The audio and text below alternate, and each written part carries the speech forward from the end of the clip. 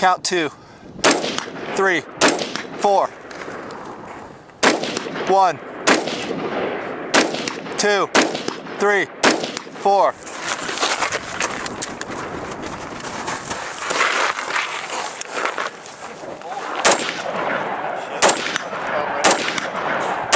Three, 4.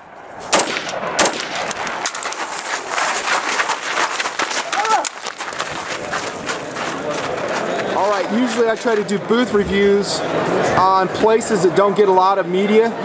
I think Troy might be the exception. It's already very popular and with good reason. Great designs. I'm a big fan of a lot of Troy Industries accessories for the M4, AR-15, M16 series. They rock. We're going to do a Nutnfancy style booth review with Troy. We got an awesome T&P'er right here, James. He's going to be showing us the ropes. Absolutely. Dude, you're already on camera. We saw each other last night. You were walking by, PFI do night, you gave us a shout out, right? Absolutely, absolutely. I always try and look out for you whenever I come to a show, and I was lucky enough to pass you in the hallway, and good thing you stopped by today. So. Well, excellent. I sure appreciate you making time for T&P, and I actually have to qualify a lot of my hosts off camera. And I do that by just asking them a few questions about the product line, see if they know their stuff, if they know all the specifics that I like to cover with my audience. And I'll tell you what, James passed with flying colors, man. You're all over it. I try. Why don't we talk about my current favorite AR-15 rail. Here we go. Coolest rails in the industry right here. TRX. Talk to us, bro. All right. Little couple new designs for the TRX. Talk real loud too, man. From last year. As you can see, the TRX handguard we have up here has been our tried and true style. We've actually moved in a little bit newer of a direction with the one you see down here at the bottom. Okay, so this is old version? Yep. New version, TRX. Absolutely. Okay. Absolutely. We changed a couple things, mainly the mounting structure. We were finding some issues, took some suggestions from some end users, which is how we come up with a lot of stuff. And we went ahead and changed some stuff specifically on the mounting feature. On the old style TRX, you can see up here, we used to use 2 clamp brackets mounted to a proprietary barrel nut that we gave with you for that. And we noticed that this was becoming an exceedingly weak point. And weak in what way? What failures did you see coming in back to you? And from what type of user? What was your end user? Military, Leo, competitor, or civilian? Both. We do a lot of competitor shooting, specifically with Noveski, but a lot of just regular civilian end users were calling up and saying they were having some issues. Okay. You know, we use a helicoil system in there for the bolts, and especially with the aluminum, when it heats up and cools down a lot, it has the chance to warp the metal a little bit, and we know that. And so we came out with this design here. What if a user has this old style? Is there any program to do a swap out or anything if they have issues? Or it's covered under warranty probably, huh? Yeah, absolutely. We have a limited lifetime warranty on all of our products. We'll pay the shipping costs if there's a manufacturer's defect back to our facility. Actually, myself handle all the returns for Troy. Outstanding. Too, so. Cool. But yeah, right down here, a little bit more minimalistic gunsmithing for the new TRX. It's going to mount to the standard AR-15 barrel nut now. We've done away with the slot down at the bottom with the 2 bolts. Now we have 2 internal clamps that will mount directly onto the standard barrel nut. Dude, check this dude's tat out. Sick. Absolutely. Awesome tat. Sorry, we can do sidelines. No problem at all, no problem. Okay, standard barrel nut is what you're using on that one. Absolutely. A lot better of a mounting feature there, a lot more rigid.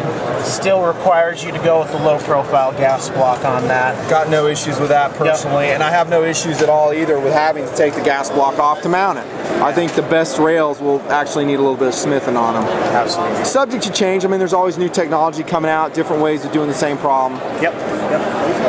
But we're going to be offering it a couple different ways as well. We're going to do an integral flip-up sight inside the handguard. We're also going to offer it without. And this is a spring-loaded sight, so you can just one click, pop of the button, and that pops up by Locks itself. up or not? So it just spring-loaded is all. Cool.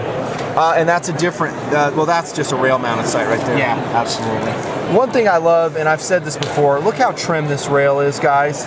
Look how trim it is. Super lightweight, and you can accessorize the side of it any way you want. Absolutely. You have a sling, a flush mount sling setup that will lock into that TRX now too, correct? We do it. We do the same TRX rail with our guys over at Viking Tactics too.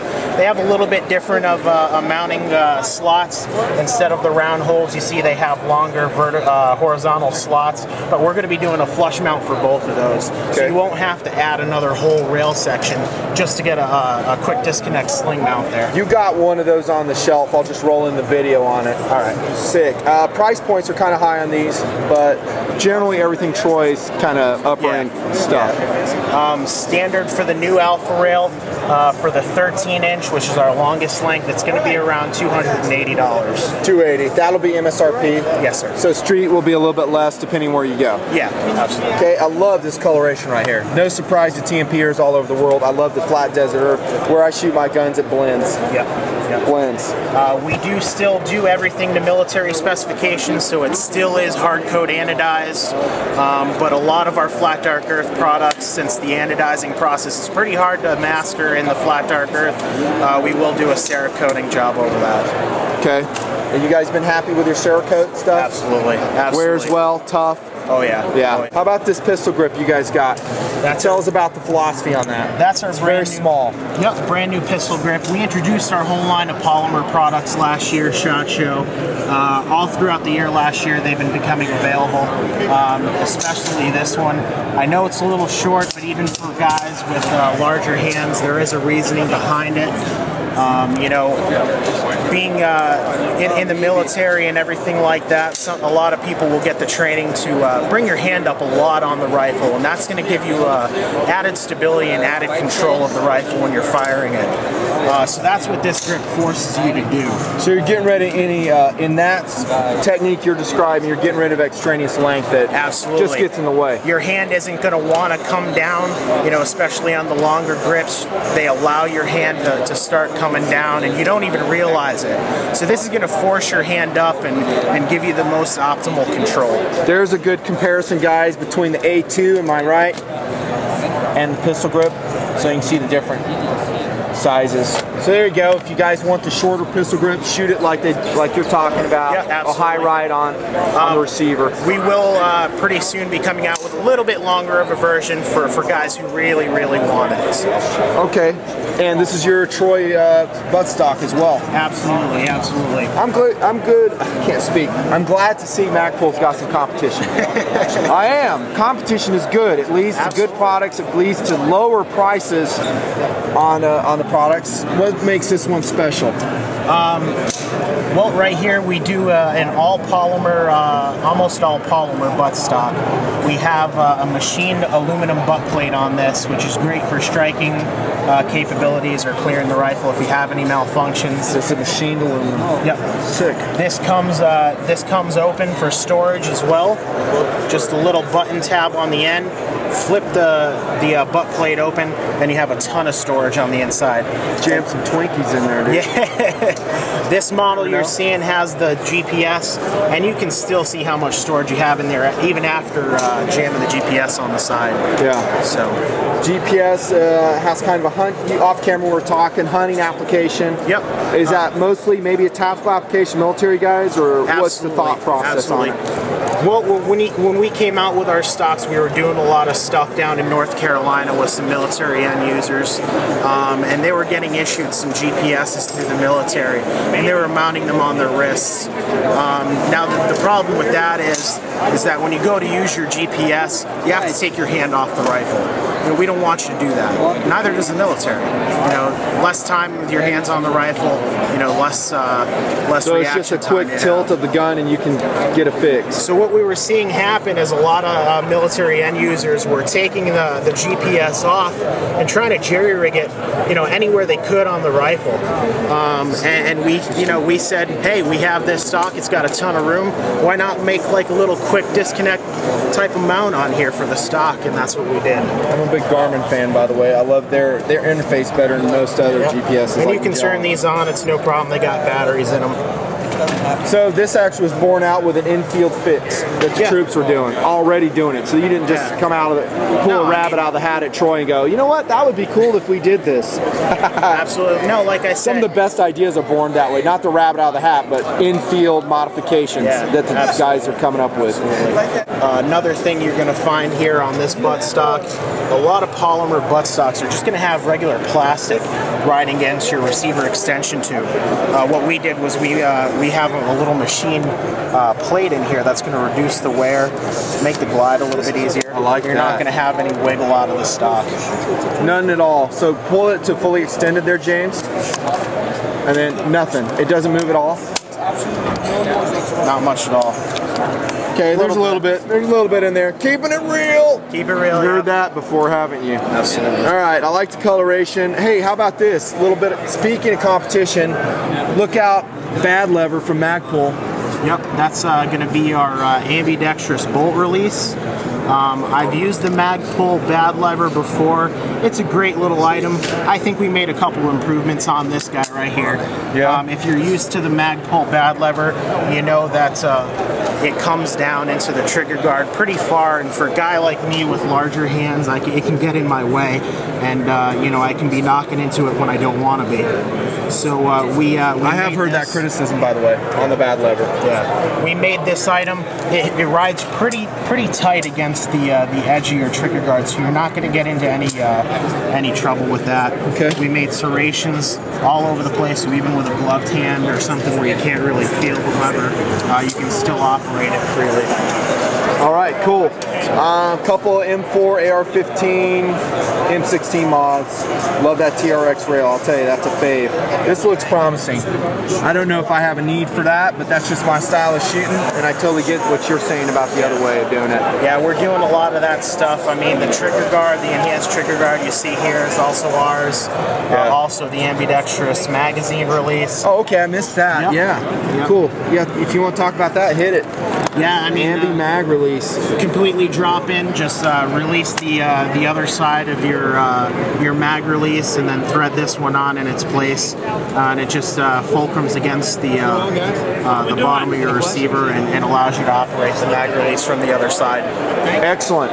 All right, we're going to take a quick break, go over there, and show you some exciting 1022 stuff from Troy. Absolutely. You're doing a rocking job, dude. Thanks. 1022 stuff, what you got? 1022, we're coming out with a whole new line of 1022 chassis. We're going to have 2 versions available. These are exciting. Absolutely, absolutely.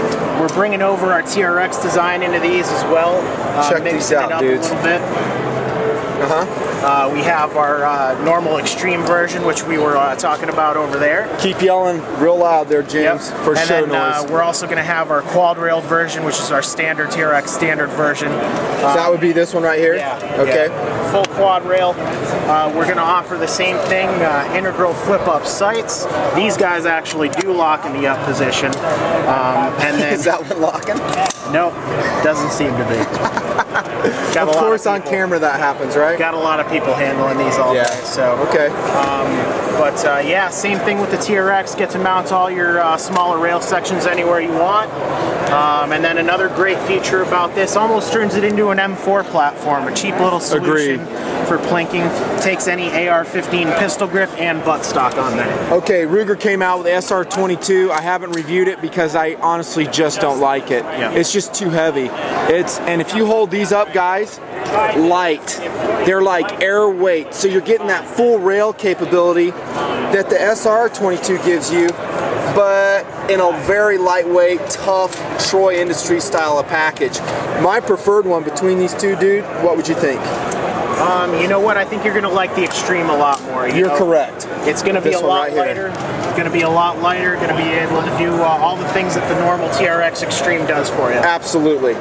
Speaking of that, the only criticism I've heard with really tight, and I'm talking AR-15 rails here, M4 rails, is if you go full auto. Have you had any users complain about barrel heat to the hand with that? We have. I mean, I can't get around it. It heats up. It's a small handguard. Right, but you can run a VG off it, right? Yeah, absolutely. Go VG, man. Absolutely. All right, what's your personal take on it? Yeah, I mean, you know, we try doing our best with the amount of cooling holes that we have on there. All those mounting holes double as cooling holes as well. So, I mean, you know, when you're running full auto, there's not much you can escape from for the heat except either running a vertical grip or a glove. Good. I still love them, and it's rare that I'll ever shoot full auto. And then we got one more that one of my guys dropped off to us. This is going to be a fully suppressed version. 1022 with a regular quad rail. Yeah. Is that correct? Yeah, same one that you see down there. Nice. Is that your suppressor? Yes, it is. So that is a Troy Defense suppressor. I didn't even know you guys were doing it. Sorry. No problem. That's cool. We're going to show another one here in just a second. You can see the width difference. And James, can you hold up the TRX and compare it, this TRX against that, the extreme versus a regular one? I want guys to see the difference in width. Okay? You can see why I'm a fan of that TRX. This ain't just a 1022 platform, it's all across the board. Best rail in the market right here. Absolutely. If you want more ventilation, I'm not really talking 1022 here, then go with that quad. That's the bomb if you ask me. I like the integrated sights on that too. What's the price, bro? The price on these are going to be in the $300 range. Okay. So not too bad for a street cheap. $2.25 maybe? Maybe depending on who you buy it from. Yeah. Again. But that's going to be MSRP on those. I'm stoked about them, guys. Likeability scale, Nutnfancy on the TRX Extreme Troy. I'm just going to say it right off, subject to change, 10 out of 10. 10 out of 10. How's that? I love it. Out of the gate with a 10 out of 10, dude. That's pretty good. All right, you got a 308 chassis here too. Talk to us. You're doing a great job, by the way. Well, great job. This is, we're trying to branch out and put our TRX onto as many things as we can. Right. This is just a standard DPMS 308.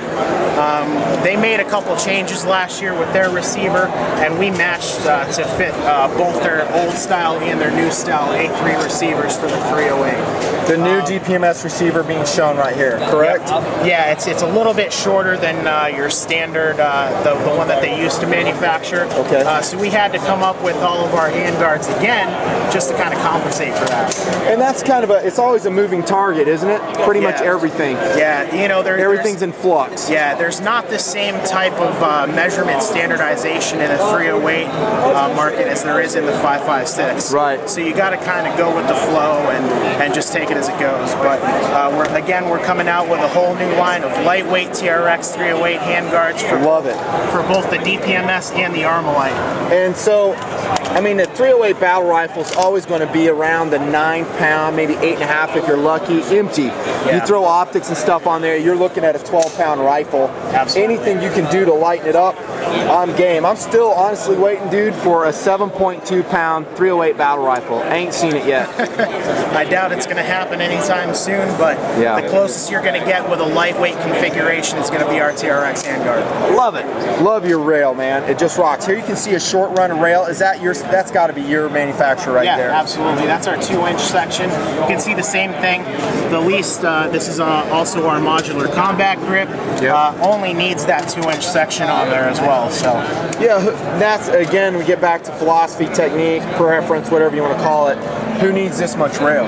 Exactly. I'd much rather have this. We saw it in my Letzi videos when we're shooting with Kyle Schmidt. He likes the TRX as well. It's just clean, it's fast. You can modify the rail as needed. I know, I just can't stop talking about it. That LaRue mounts are great mount as well. Just way too expensive if you ask me. Yeah, we work a lot with LaRue and a lot of those guys. We supply our battle sights to them. Yeah. What do you have on the muzzle on this one? Is this yours or someone else's? No, that's ours. That's our brand new Claymore muzzle brake we came out with last year. Pretty much the philosophy on that one is going to be, instead of having top and side cuts for the hot gases to pour it out of, it's going to pour everything out of the front end of the rifle. Really great for military and also law enforcement users who have to breach doors in a stacked fashion. Once they do that, they move to the side. If you have to deploy your rifle and use it, none of those hot gases are going to go anywhere towards your other users that are with you. It's going to throw everything forward. So yeah, I've done a lot of shooting with guys running compensators or whatever type, and even with hearing protection, it's unpleasant. Oh yes. If they're beside you, it's also not good. Also good for range use. If you have really crowded range, it's going to benefit you there as well. Flash suppression. capability? Not much. Okay, let's keep it. Yeah, like I always say, I want to be honest with it. What are you getting out of it then? For what's it doing for me then? Is it just reducing recoil? Yeah, regular muzzle brake compensation there. Okay. We port those at an angle so you have decent muzzle brake capabilities. No flash suppression whatsoever. Perfect. Well, maybe that's what the guy wants. He just wants compensation. What's this? This right here is our medieval flash suppressor. You know what I like on all of these flash suppressors I'm seeing is you've got teeth on them. Yes. They got attitude. Absolutely. They're impact weapons in and of themselves. Yeah. And I'm not even kidding with that. Seriously, that's a nice capability that I like. If you need to, you don't have to go for your knife. You have that strike face there. You need to use it as a pressure point. Also, glass breaking capabilities. You can see this one's been pretty used there, but we have some video of that, and it works great. Go to the Troy website. I'm sure you've got all your media there as well. Absolutely. Huh? Nice. Speaking of impact devices, check this out. Mark III 2245, a la Troy Industries. How do you say it? Integrally suppressed. You did that well. All right, tell me why this is better than all the other suppressed 2245s out there. Well, it's got some good capabilities. I mean, we do, just like you saw on our muzzle brakes and everything. Check that out. We have a nice nasty spiked strike face that, again, you can use as either a pressure point or glass breaking capabilities with that. So we kind of bring everything else into everything that we make. This is going to be designated as the tactical version with the Picatinny rail down at the bottom. And that looks like it's either brazed on. It's one piece. Yeah, that's one piece. Yep. So it is a part of the suppressor. Absolutely. How do you service that suppressor, by the way? You're going to be able to unscrew the cap and then remove the Allen screw down at the bottom. Your shroud will come off, and you can clean your baffle system. And what's your baffle made out of? Titanium, aluminum, or steel? I believe it's going to be all aluminum. I'm not 100%. It feels like it, because that's a light mamma jamma right there. Yeah, absolutely. Okay. It's also going to come with an optic, not this exact optic. We actually had this one out at the range day on Monday for SHOT Show. What optic is that? Is that aim point? Yes. Okay.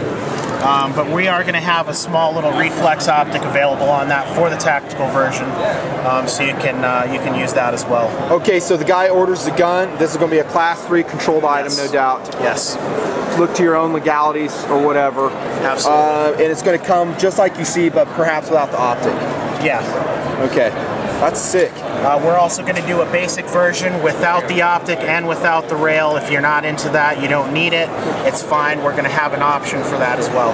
Watch to a future video. I'm going to show you how to cheaply correct the 2245 grip. And I'm just talking about filling it out with more bulk because it's very flat, slab-sided. The 2245 is a great platform, though, to mod. 22s are going to make a pretty big comeback this year with the economy the way it is, and everybody looking for a cheap solution for going out to the range and practicing. That's been the whole reasoning, specifically behind the 1022 chassis. I love that. Of all the things that you showed me today that excite me the most, I love the upgrade to the TRX rail. And did I say the name right? The new version is called the TRX Extreme? It's going to be the TRX Alpha Rail. Alpha Rail. Yes. Okay, I want to make sure I'm getting my nomenclature right. Alpha Rail is my fave. Comes in different colors, right? The Coyote? Yep. We're going to have it in our normal colors of black and the flat dark earth. And you can pick and choose what you like. And then the 1022 chassis. And then, of course, there's stuff that's been in the lineup for a long time. Yes, we've been kneeling on the floor for this booth review. But notice by doing that, we get away from a lot of the noise. We do. And we got better lighting, and we saw in detail your product, which you did a good job of pointing out. We got a pretty busy booth this year. Busy booth. That's because your stuff is good stuff. All right, and then finally, the quintessential stuff that we've seen before is your sighting products. All right, this is your lower one, right? James? Yes, that's our Troy Battle Sights micro set, and we do those about a 1/4 of an inch shorter in the up position than our standard AR battle sights. And you can see on the package what systems they're built for. What other ones would you add to that? You told me a couple off camera. Really good for like the Robinson XCR, a little bit higher than your normal platform for the M4, and you know, if you're not careful and you don't choose the right sights, your cheek weld and your muscle memory is going to be way off. Yeah. And that's what that's for. I couldn't agree more. So this is not the set, the micro folding that you use for an M4. You go with the higher set, the standard one. Absolutely. And also, you know, our standard sets are going to work with your optics. They'll co-witness or lower third, depending on what you choose. I have several sets of them, and I absolutely love them. Yeah. Love them. Absolutely. You guys, your sight and PRIs are like very similar. Precision reflex. Yeah. Is it by just coincidence? I believe so. I don't think we've had any employee jumps or anything like that. But yeah, I mean, if you look across the industry, you know, other companies as well have pretty similar sights. You know, it's you come out as an industry leader with a specific design, and everybody wants to follow because that's what works. Exactly. Copycats, or that's just the way it goes. And I actually don't have a problem with that because it keeps costs lower. All right, I think we covered most of it. Anything I'm missing? James from Troy Industries. Yes, modular combat grip. We touched on a little bit over at the other area. Yep. This is really great. It's an all aluminum grip, no plastic parts, anything like that, and it's completely modular. You can take it out. If you want to use it as a stubby mode, just unscrew the bottom. It's complete with O-rings on both ends. Now I'm interested because that was entirely too long for my preference of VG. Let me see that without that screwed in, bro. Hold on. Relatively light. Absolutely.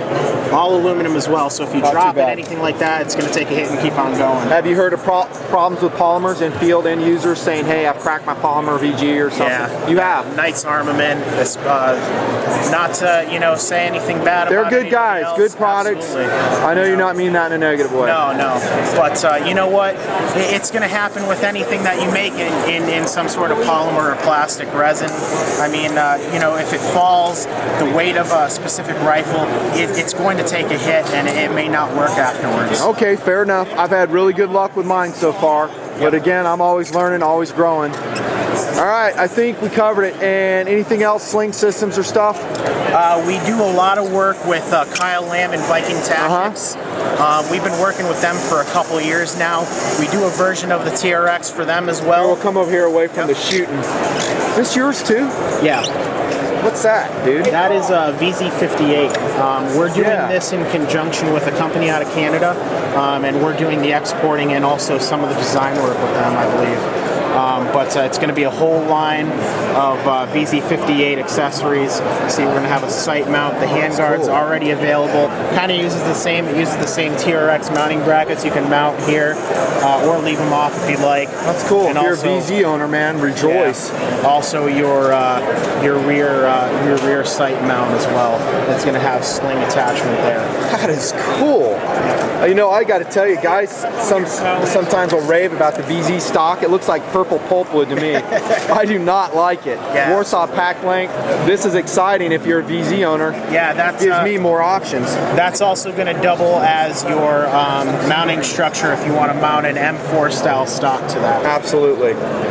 We like to do that with a lot of different rifle systems. It works really well. And if you have a lot of other people, you know, the AR-15 is such a modular type of rifle. And if you're using those parts and something of yours goes down, you know, there's a bunch of other people that you know are probably going to have that part. Yeah, perfect. And then you got some other TRX components for like the MP5 for your military user. MP5. There's that for your Mark III we showed you. Also a brand new G36 rail. Not complete yet, still a prototype. Yeah. But it looks promising. We're going to have two lengths. I know here in the US, you really can't have G36 the way you see it here set up. Correct. They come as the SL8. But we're going to have the full-length version available for the the SL8 as well. Right on. Okay, we kind of got distracted by the VZ stock. You're talking about the slings with Viking Tactics. Anything you want to say real quick, and we'll wrap it up with that.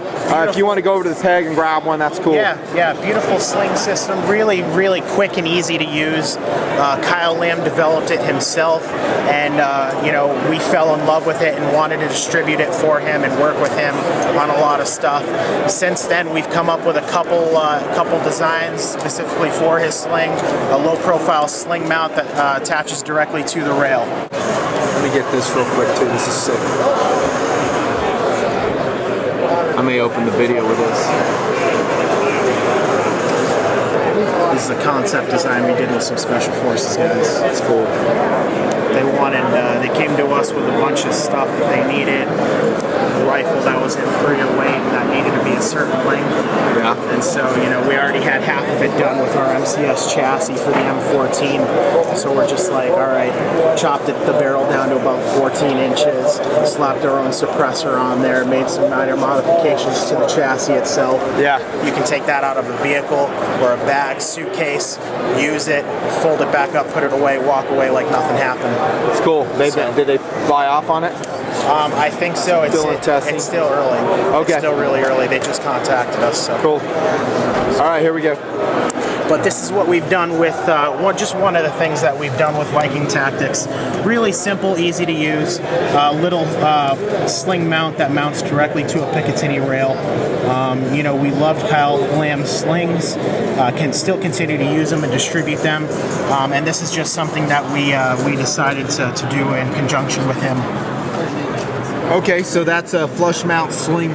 Yep, mounts directly to the top of your Picatinny rail, juts out the side. You can do it either way. Yeah. But if you choose to do it this way and have the sling, you know, for a normal right-handed user, for the sling to come off the left-hand side, you can mount this all the way up, just behind your folding front sight, and that's what this notch right here is for. It fits that, so you have no wasted rail space. Ultra cool. One thing I like, and we've seen it thematically through your crap, big word by the way, is attention to the weight on most Troy stuff. Weight and compactness is what I harp on all the time. As you know, as a TMPer. Philosophy of use. Philosophy. Look at that, busting out with a TMP term. Philosophy of use, weight, and size. Troy gets it right. Absolutely. Good booth review, brother. Thank you very much. Troy, give this guy a raise. This is James giving the booth review for the Nutnfancy project in the house. Great stuff. Absolutely. Great stuff. Thank sure you very appreciate much. your time. Thank you. Signing off.